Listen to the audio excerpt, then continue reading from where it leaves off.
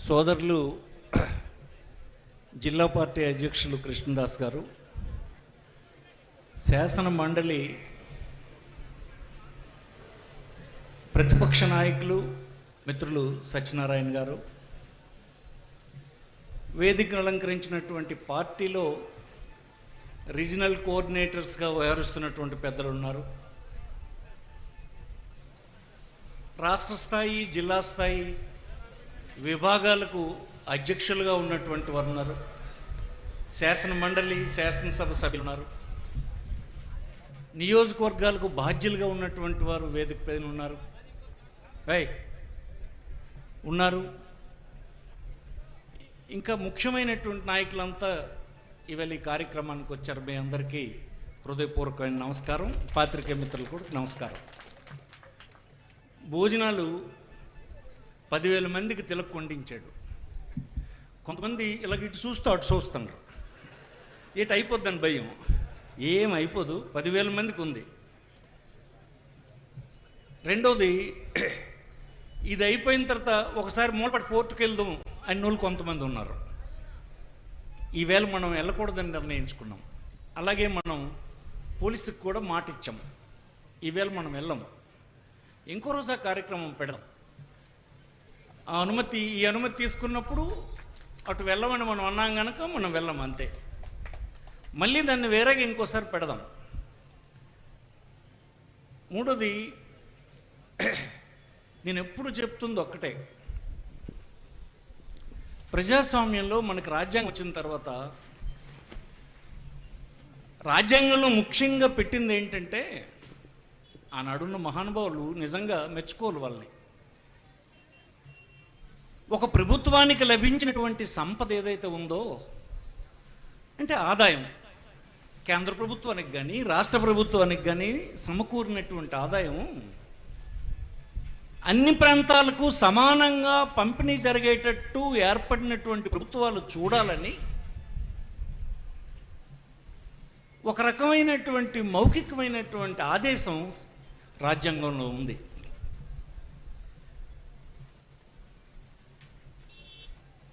అయితే ప్రజలు అనుకున్నటువంటి ప్రభుత్వాలు ఏర్పడిన తర్వాత చిత్తశుద్ధి లేనటువంటి ప్రభుత్వాలు కొన్ని మనలాంటి నోరు లేని ప్రాంతాలకు అన్యాయం చేస్తూనే వచ్చారు. అందుకే మనం ఈ ఎండల్లో మా పోర్టు చేయండి, మా ప్రాజెక్ట్ చేయండి, కాకపోతే మా ఈ పని చేయండి అని బతిమాలుకోవాల్సి వస్తుంది, లేకపోతే పోరాటం చేయాల్సి వస్తుంది. మేము అడుగుతామంటే మేము అక్కడికి వెళ్ళలేము అని బెదిరిస్తున్నారు. ఇవన్నీ ఎందుకు వచ్చినాయంటే, ఆ రాజ్యాంగంలో ఉన్నటువంటి మాటని అనుసరించి పనిచేసే ప్రభుత్వాలు లేవు. మన జిల్లాలో ఇప్పుడే మాట్లాడాడు, రవి మాట్లాడాడు, చెప్పాడు, అంతకుముందు అప్పలరాజు మాట్లాడాడు, పెద్దలందరూ మాట్లాడారు, చెప్పారు అన్ని విషయాలు. కొన్ని ముఖ్యమైనటువంటి కార్యక్రమాలు ఒక లిస్ట్ కింద చెప్పారు. ఇవన్నీ కూడా రాజశేఖర రెడ్డి గారు, జగన్మోహన్ రెడ్డి గారు వీరి హయాంలోనే జరిగినాయి. జగన్మోహన్ రెడ్డి కూడా 5 సంవత్సరాలే, రాజశేఖర రెడ్డి గారు కూడా 5 సంవత్సరాలే పరిపాలన చేసింది.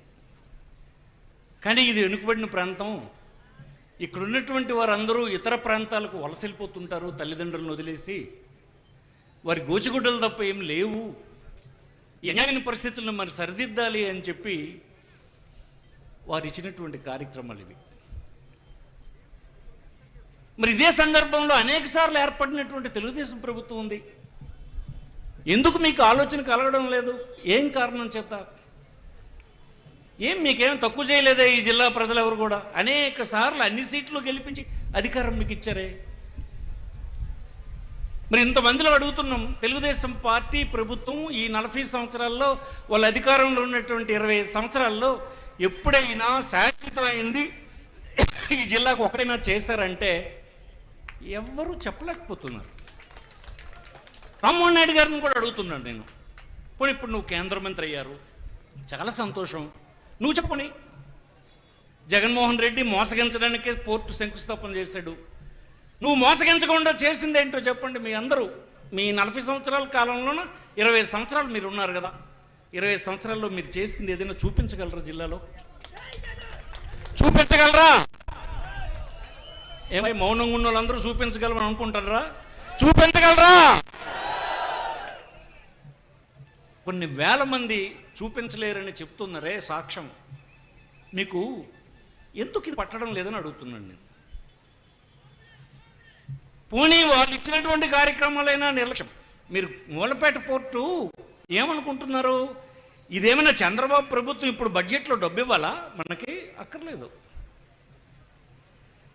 డబ్బు ఇచ్చేటువంటి ఇదేం లేదు దీంట్లో. దీనికి కావలసినటువంటి డబ్బుని ప్రభుత్వం మనం ఉన్నప్పుడే అప్పు తీసుకుని ప్రభుత్వ గ్యారంటీ ఇచ్చి ప్రభుత్వమే డెవలప్ చేయడానికి ఈ పోర్టుకు మనం అంగీకరించి అప్పుడు శంకుస్థాపన చేసాం. ఒక ముఖ్యమంత్రి శంకుస్థాపన చేస్తే అన్ని అనుమతులు వచ్చిన తర్వాతే చేస్తారు. మరి పూర్తి అయిపోయి వచ్చింది, ఒక బెర్త్ సుమారుగా అయిపోయిన సమయంలోనే ప్రభుత్వం కాలం అయిపోయింది, వెళ్ళిపోయినాం. ఇప్పుడేం మీరు బడ్జెట్లో ఒక నయా పైసా పెట్టక్కర్లేదు కదా, 2 సంవత్సరాలు పూర్తయిపోయింది. మీరెవరు ఇన్నిసార్లు మీకు గెలిపించి అధికారం ఇచ్చినా ఈ ప్రజలకు మీరేమి చేయరు. పోనీ చేసినటువంటి ప్రాజెక్టులు కంప్లీట్ చేయరు. ఏమిటి అన్యాయం అని అడుగుతున్నాం. దీనికి పరిష్కారం ఏంటి? ప్రజాస్వామ్యంలో ఏంటి పరిష్కారం ఉండదు చెప్పండి? అంటే మనలోనే తప్పు ఉంది. ఊరికనే పత్రికల్లో వచ్చేటువంటి హెడ్డింగులు చూసి, వాళ్ళకు అనుకూలంగా పనిచేస్తున్నటువంటి పత్రికలు పెట్టినటువంటి హెడ్డింగులు చూసి అలా మోసపోతున్నాం. ఏమి చేయలేదు వాళ్ళు. దీనికి పరిష్కారం ఒక్కటే ఉందని మీకు మనం చేస్తున్నాం. ఎన్నడైతే శ్రీకాకుళం జిల్లాలో ఉండే అన్ని సీట్లలో టీడీపీ వాళ్ళకి తరిమి తరిమి కొట్టే రోజు ఈ జిల్లా ప్రజల నుంచి వస్తుందో ఆ రోజు మాత్రమే భయపడి చేస్తారని మీకు మనం చేస్తున్నాం. మామూలు చేయరు. ఆయన ఎప్పుడు వస్తున్నాడు, చంద్రబాబు వచ్చినప్పుడు మాటలు చెప్తున్నా చూడండి, ఈ జిల్లా చాలా అభివృద్ధి చెందిపోయింది, అభివృద్ధి చెందకంటే నాశనం అయిపోయింది. ఇప్పుడు కూడా మొన్నొచ్చి కూడా మాటలు చెప్పాడు. మరి ఎవరు చెందకపోవడానికి ఎవరు కారకులు? నువ్వే కదా. 20 సంవత్సరాలు ముఖ్యమంత్రిగా ఉన్నావు, నీకు అన్ని సీట్లు గెలిపించి ఇచ్చాం కదా. చేయకపోతే నువ్వే కదా బాధ్యత. తెచ్చి శంకుస్థాపన చేసి ప్రైవేటు వాడు డబ్బు పెట్టి పూర్తి చేయడానికి ఇచ్చాము. ఆ ప్రైవేట్ వాడు కడుతుంటే ఆ ప్రాజెక్ట్ని ప్రతిసారి విజిట్ చేస్తూ అది మీరే కడుతున్నట్టుగా యాక్షన్ చేసి మేమే కడుతున్నామని చెప్పి అబద్ధం ఆడారు. ఇంకా అక్కడితో ఆగారా? ఏకంగా ఈ పోర్టు కూడా మేమే శాంక్షన్ ఇచ్చినాము, చంద్రబాబు శాంక్షన్ ఇచ్చినాడని చెప్పే స్థితికి కేంద్ర మంత్రి గారు దిగజారినారు. అందుకే ఈవేళ ఈ సప్పెట్టడానికి కారణం రామ్మోహన్ నాయుడు చెప్పినటువంటి ఆ దొంగ మాటే ఇది కారణం అని ఈ సందర్భం మీకు మనం చేస్తున్నాం. ఈవేళ మరి చెప్పలేడు, ఈవేళ ఎవరు చెప్పలేడు, ఇంక ఇతరులు ఇచ్చారని చెప్పేటువంటిది లేదు. వేలాది మంది ఈనాడు ఇక్కడ వచ్చి వాస్తవం ఏంటో తెలుసుకున్నారు. కానీ ఇది మనకు సరిపోదు, ఇది సాధించాలి. సాధించేదాకా మనం పోరాటం చేయాల్సినటువంటి అవసరం ఉంది. దానికి గాను ఈవేళ చూడండి 3.5 లక్షల కోట్లు ఎప్పుడు అప్పు అయిపోయింది 2 సంవత్సరాల్లోన. నేను అప్పటి నుంచి చెప్తుంది అదే కదా. హైదరాబాద్లో మనల్ని తరిమేసినప్పుడు మనం బాధపడింది దేనికి? హైదరాబాద్ అభివృద్ధి చెందుతుంది, మన తాలూకా రాజధాని అది, వచ్చినటువంటి డబ్బంతా అక్కడే పెట్టుబడి పెడుతున్నారు. ఆ పెట్టుబడి పెట్టడం వలన పోన్లే మన రాజధాని అభివృద్ధి చెందింది అని అనుకుంటే 65 సంవత్సరాల తర్వాత వారు వెళ్ళిపోమని చెప్పారు మనకి. మనం పొట్టి చేతులతో వచ్చేసాం. అంటే 65 సంవత్సరాలు ఒక ప్రభుత్వానికి లభించిన డబ్బంతా మీరు ఒక దగ్గర పెట్టేశారు. ఆనాడు కూడా మాకేం జరగల, వచ్చేసాము. మళ్ళీ ఇప్పుడు కొత్త రాజధాని అని ప్రారంభమైంది. ఈ రాజధానికే మళ్ళీ డబ్బంతా పెడతానని చెప్పి 3,50,000 కోట్లు 2 సంవత్సరాలు అప్పు చేశారు. ఇందులో 1,000 కోట్ల రూపాయలు ఈ బీద జిల్లాకు చంద్రబాబు నాయుడు గారు పెట్టారా అని అడుగుతున్నాను నేను. 1,000 కోట్ల రూపాయలు ప్రజల ఆస్తిని పెంచేటువంటి కార్యక్రమం ఒక్కటైనా చేస్తారా? ఇంకా 3 సంవత్సరాలు కూడా ఇలాగే అయిపోతుంది.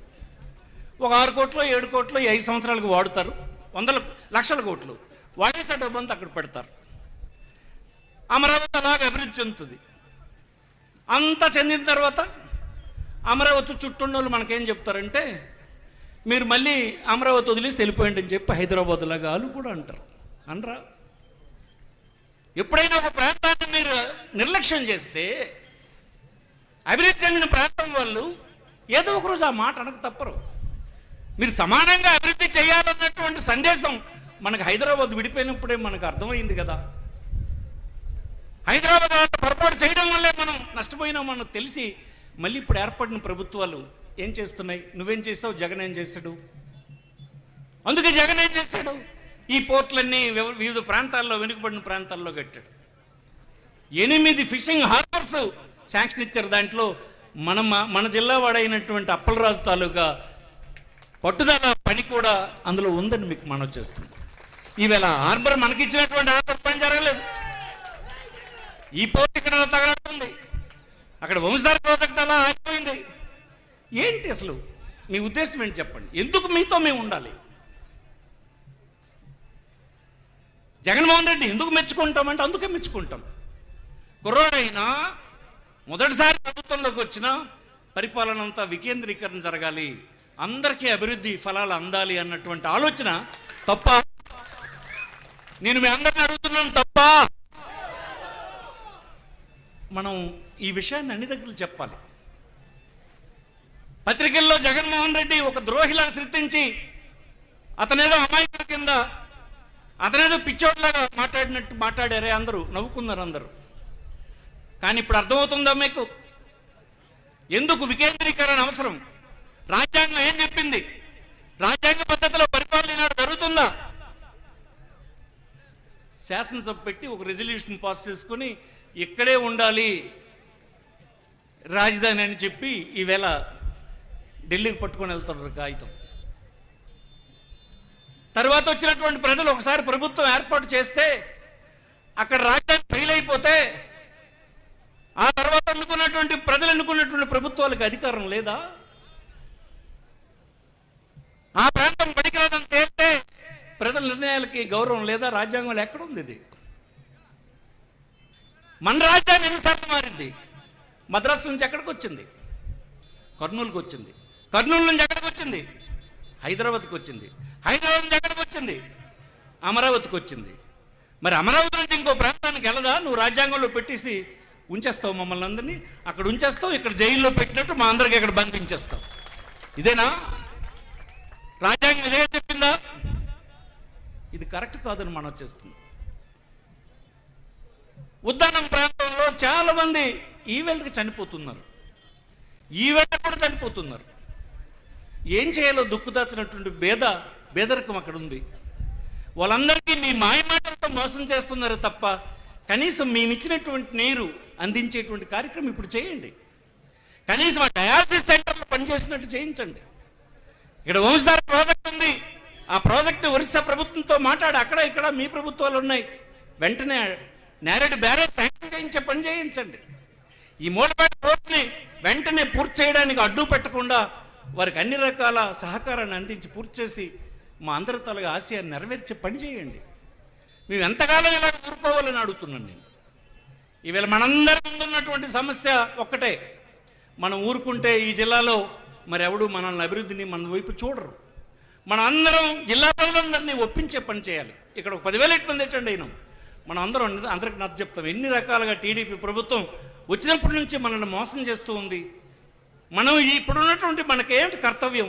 ఈ కర్తవ్యంలో ప్రజల్ని చైతన్యవంతులు చేసే పని చేయాలని ఈ సందర్భంగా మీకు మనవి చేస్తున్నాం.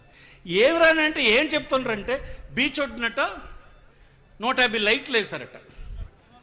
అదే 3,50,000 కోట్లకు 2 సంవత్సరాల్లోనూ 150 లైట్ల 150 లైట్లు మా పొల్లయ్య పంచాయతీ ప్రెసిడెంట్కి ఇచ్చేస్తే వేసేస్తున్నాడు. ఎల్లయ్యో పొల్లయ్యో ఒకటికి ఇచ్చేస్తే 150 లైట్లు 2 లక్షల రూపాయలు ఇచ్చేస్తే వేస్తాడు. ఇవే మాకు చెప్పేది. ఇంకొకడు ఏంట్రా మీ ప్రభుత్వం చేసింది అని అడిగితే ఆ డేట్ చెప్పడానికి లేక అటు ఇటు చూసి శాంతి భద్రతలండి గొప్పగా చూస్తుండ్రట. ఎప్పుడు శాంతి భద్రతలు ఇక్కడ చెడిపోయినాయి? ఎక్కడ శాంతి భద్రతలు చెడిపోయినాయి? మీరు చూస్తాండ్రా, శాసనసభ్యులే రాక్షసుల్లాగా దాడి చేసినటువంటి పరిస్థితి చూస్తున్నాం. ఆఖరికి ఇంకా నా నోటంబడి చెప్పలేనటువంటి వ్యక్తులు దుర్మార్గాలు చేస్తుంటే సిగ్గేస్తుంది. ఇక మీ శాసనసభ్యుల ఇసుక దొరికితే ఇసుక, ఓక దొరికితే ఓక, మట్టి దొరికితే మట్టి, పేడ దొరికితే పేడ, ఏ దొరికితే అమ్మేసే స్థితిలో ఉన్నారు. ఒక్కసారి మీరు 2 నదులు చూడండి మన జిల్లాలో ఉన్నవి. ఎన్ని కబుర్లు చెప్పారా మీరు? ఇవాళ చూడండి 2 నదులు, ఆ నదుల్లో ఉన్నటువంటి డ్రింకింగ్ వాటర్ స్కీమ్స్ అన్నీ పాడైపోతున్నాయి. ఎవరంటే శాసనసభ్యుల నాయకులు దానికి యథేచ్ఛగా ఇచ్చి ధ్వంసం చేస్తారు మొత్తం స్కీమ్స్ అన్ని. మన కలెక్టర్ గారిని అడిగితే నేనేం వినలేదని ఆయన, మన ఎస్పీ గారికి చెప్తే ఇదే పరిపాలన. స్వచ్ఛందంగా ఒక అధికారి రాష్ట్రంలో ఈనాడు చెప్పను, ఇది నీది గొప్ప పరిపాలన. జగన్మోహన్ రెడ్డిది గొప్ప పరిపాలన కాదు. నేర్చుకోండి, ఇతన్ని చూసి నేర్చుకోండి, ఈవేళకైనా నేర్చుకోండి. ఒక స్కూల్లో తయారైన పిల్లడు ప్రపంచానికి అందించాలని స్కూల్ కట్టి మంచి సిలబస్ పెట్టి టీచర్ని రిక్రూట్ చేసి బట్టలు ఇచ్చి భోజనం ఇచ్చి ఇంగ్లీష్ మీడియం లాంగ్వేజ్ పెట్టి ఆ పిల్లల్ని తయారు చేసి ఆ పేదవాళ్ళ కుటుంబం కళ్ళల్లో వెలుగు తెచ్చే పని జగన్మోహన్ రెడ్డి చేస్తే నువ్వేం చేస్తున్నావే? అవన్నీ తీసేసి పిల్లలు కనండి, మూడో పిల్లలు కనండి అని చెప్తూ 25,000 ఇస్తాడట. మన దగ్గర మేక పిల్ల గొర్రె పిల్ల ఖరీదు ఉంటుంది 25,000. ఏంటి నువ్వు సందేశం? నువ్వు ఈ 10 సంవత్సరాల్లో నేర్చుకున్న ముఖ్యమంత్రిగా? ప్రపంచం ఎటు పరిగెడుతుంది, నువ్వేం చేస్తున్నావు? 160 కోట్లతో దేశం కుల్లి కొనారిపోతుంటే ఇంటిల్లిపాది ఒక చోట కూర్చొని భోజనం చేసే దిక్కులేని పరిస్థితుల్లో కుటుంబాలు ఉంటే ఎక్కడొక ఇల్లు కట్టావని వచ్చిన తర్వాత జగన్మోహన్ రెడ్డితో కంపారిజన్ ఈ ప్రభుత్వానికి? మనం పోని అందరం పార్టీ వాళ్ళం. నా మైక్లో వింటున్నటువంటి మీరు ఆలోచన చేయండి. 30 లక్షల ఇల్లు రాష్ట్రం అంతా కట్టాం. ఎక్కడికి వెళ్ళినా కనిపించినటువంటి ఇల్లు అవే ఈనాడు. ఈ 2 సంవత్సరాల్లో ఎక్కడ కొత్త ఇల్లు నువ్వు కట్టగలిగావా? 1 ఎకరం భూమి ఎక్కడైనా ఎక్వైర్ చేసావా? నీ ప్రయారిటీ ఏంటి? నీ ప్రయారిటీ అంతా అమరావతి, అమరావతి, అమరావతి, అమరావతి, అమరావతి. మేమెవరో మనుషులం కామా? మాకెవరికి ఈ రాష్ట్రంలో భాగస్వామ్యం లేదా? ఈ రాష్ట్ర సంపద మాకు పంపిణీ చేసే పని మీరు చేయరా? ఎంతకాలం ఈ అన్యాయం అని అడుగుతుంది. మనం యుద్ధం చేయాల్సినటువంటి అవసరం ఉంది, దానికి సిద్ధం కావాల్సినటువంటి అవసరం ఉంది. ఒక్క సమయం, ప్రతిరోజు ఒక సొంత సమయం ఇంకొకటిని మీరు అన్ని విషయాలు చెప్పి మార్చే దిశ వైపు నడిపిస్తే తప్ప, ఈ జిల్లాలో ఉండే ప్రజానీకం మనల్ని తరిమేస్తారన్నటువంటి భయం కలిగితే తప్ప మనకు రావాల్సినటువంటి రాజ్యాంగ హక్కులు, నిధులు మనకు రావని ఈ సందర్భంగా మీకు మనవి చేస్తున్నాం. మనకు పెద్ద నాయకుడు జగన్మోహన్ రెడ్డి సహాయంగా మనకు ఉన్నాడన్న విషయాన్ని మీరు మర్చిపోవద్దని ఈ సందర్భంగా మీకు మనవి చేస్తున్నాం. జగన్మోహన్ రెడ్డి డెఫినెట్గా పెద్ద నాయకుడు, విశాలమైనటువంటి భావం కలిగినటువంటి వాడు, మీలాంటి సంకుచితమైన భావాలు కలిగినటువంటి వాడు కాదు. ఒక పేదవాడు వివిధ కులాల మధ్యన వివిధ ఆర్థిక వ్యత్యాసాలు తగ్గించాలని, అన్ని రకాల పరిపాలనను అందరినీ భాగస్వామ్యం చేయాలని చేసినటువంటి ప్రయత్నం మనకి జగన్మోహన్ రెడ్డి ఆలోచన ఏంటో తెలిసిపోతుంది కదా. ఆ నడకను భూములు సర్వే చేసి టైటిలింగ్ యాడ్ చేస్తే మీరు ఎన్నికల్లో మాయ చేసి మీ పత్రికల్లో భూములు జగన్మోహన్ రెడ్డి దొబ్బేస్తున్నాడని చెప్పారే, ఈవేళ చెప్పగలవా మాట? ఆ చట్టం కేంద్ర ప్రభుత్వం తెచ్చింది కదా, కేంద్ర ప్రభుత్వం ఈరోజు నువ్వు చెప్పగలవా? ఆ చట్టం మరి ఎక్కడ దేశంలో ఇంప్లిమెంట్ చేయడానికి వీల్లేదు అని చెప్తావా? మీకు సిగ్గు అనిపించడం లేదా? ఆ రోజు ఒక మాట, ఈ రోజు ఒక మాట, అప్పుడు ఒక పద్ధతి, ఇప్పుడు ఒక పద్ధతి. ఇవన్నీ మనం గ్రామాల్లో వివరించాలి. పార్టీ కార్యకర్తలు నోరు మూసుకొని ఊరుకుంటే లాభం లేదు. కొద్దిగా నలుగురిని కూర్చోబెట్టి నచ్చచెప్పి పని చేయండి. అందరికీ అన్ని విషయాలు తెలిసినట్టు చేయండి. వారి మీడియాలో వారు ప్రకటిస్తున్నటువంటి ప్రకటనలన్నీ మోసపూరితమని మీకు మనవి చేస్తున్నాం. రైతాంగం పరిస్థితి ఎంత అన్యాయంగా ఉందో చూశారు కదా. ఎరువు బస్తా ఇచ్చుకోలేనటువంటి దిక్కుమాలిన పరిస్థితి ఈరోజు ఈ రాష్ట్రంలో ఉండేటువంటి రైతులకు ఉంది. పోనీ తాడు పండించినటువంటి పంట ఈవేళ జొన్న గింజలు 2,400 రూపాయలు మినిమం సపోర్ట్ ప్రైస్ ఉంటే కనీసం 1,600కు కూడా కొనేటువంటి దిక్కులేని పరిస్థితి ఉంటే, ఎకరానికి 40 బస్తాలు పండితే బస్తాకి 800 రూపాయలు పోతూ ఉంటే 32,000 రూపాయలు 1 ఎకరం పండించినటువంటి రైతుకు నష్టం జరుగుతుంటే కిమ్ అనుకుంటా చంద్రబాబు ఊరుకుని ఉన్నాడే. అలాగే మిగతా పంటలు చూడండి, పూర్తిగా రైతాంగం అంతా చిదిగిపోయినారు. ఇతని ప్రభుత్వంలో మళ్ళీ మేలు జరుగుతుందని మనం అనుకోవచ్చా? అంత మాత్రం జరగదు. మనందరం కలిసి యుద్ధం చేయాల్సిందే. మళ్ళీ మన పార్టీ ప్రభుత్వాన్ని తెచ్చుకోవాల్సిందే.